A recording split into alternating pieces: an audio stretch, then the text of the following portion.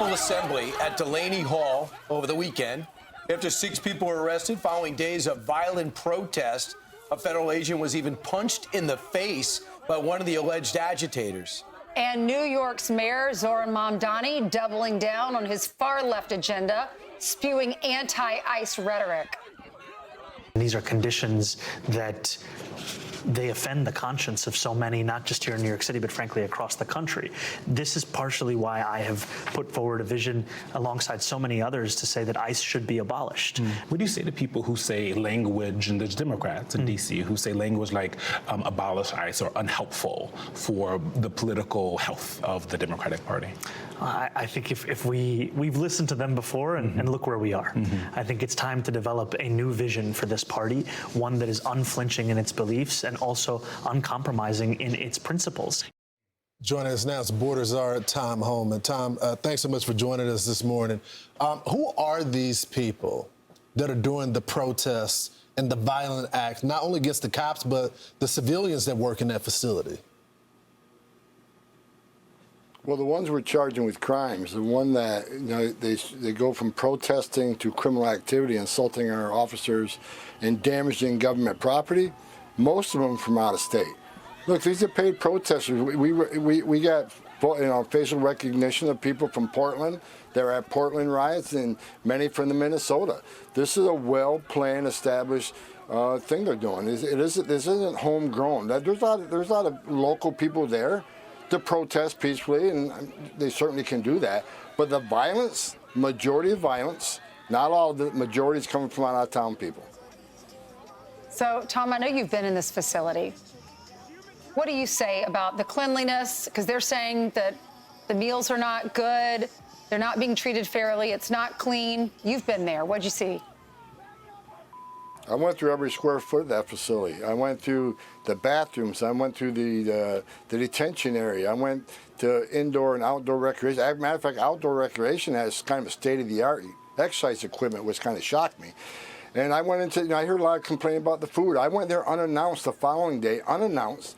I went there and had lunch. I sat in the cafeteria with detainees, had the same meal they had. I had my security detail with me, of course, but I had the same tray of food they had because I looked around the room and saw they had the same tray. It was spaghetti and meat sauce. It was green beans. It was charro beans. It was rolls and butter. It was a fruit drink. It was dessert. I ate it. Now, is it a 5-star cuisine? No. But was a well-established meal? Yes, it was. Matter of fact, I didn't even finish it all, and I'm not a little guy. So New York is saying abolish ICE and zero cooperation. The governor and mayor teaming up to make sure that with the progress you were making with Eric Adams is going to just disappear. So what's going to be your approach to New York? You're going to stay away now? No, I don't keep my promise to Governor Hochul. I met with Governor Hochul a couple months ago. I explained to her how we dealt with Minnesota, right? If we can work with the sheriffs and arrest a bad guy in the safety and security of a jail, that means less teams into the neighborhoods, which causes a lot of panic, a lot of problems, right? I said, but if you sign the legislation that I think you're getting about ready to sign, that means I'm going to send more agents to New York, because now rather than one guy arresting one bad guy in a jail, now we got to send a whole team into the neighborhood to find this person that don't want to be found, because officer safety reasons, now we got to arrest this guy in his turf. He has access to no weapons.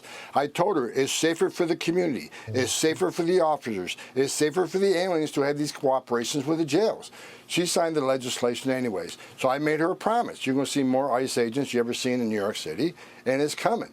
I just reviewed an operational plan. I'm not going to tell you exactly when it's going to happen, but it's coming. I'm keeping my promise.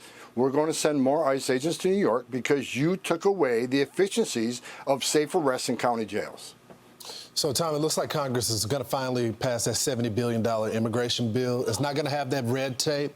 So tell me, what are the funding priorities for you now that you're going to finally get that money? Well, look, there's a lot of things, operationals that, it wasn't funding through the big, beautiful bill. Salaries are funded. But, for instance, overtime waiver, people are capped out. People are giving back money when they're working because they capped out overtime. We need to lift that overtime cap waiver, and we need money to do that. Operational support, a lot of the targeting, Lawrence, that we do, we have a lot of smart companies that come in and go through various sensitive databases to try to find people that don't want to be found, right? a digital footprint. So we got a lot of these companies that supply targeting to our officers to go look for these people. That's been stalled. So when this reconciliation passes, that $70 billion will fund us to the end of the Trump administration. You're going to see targeting increase. You're going to see arrests increase. We're also going to be able to pay our vendors, our detention facilities, our medical contractors. So that means that we're going to do a lot more. We're already, making historic arrests under President Trump, as he promised the American people. But with additional funding, we're going to keep our foot on the gas and keep moving forward. Tom, great to see you. Thank you so much. Good to see you. Be sure to like and subscribe for all the Fox News latest on YouTube and catch full shows streaming now on Fox One.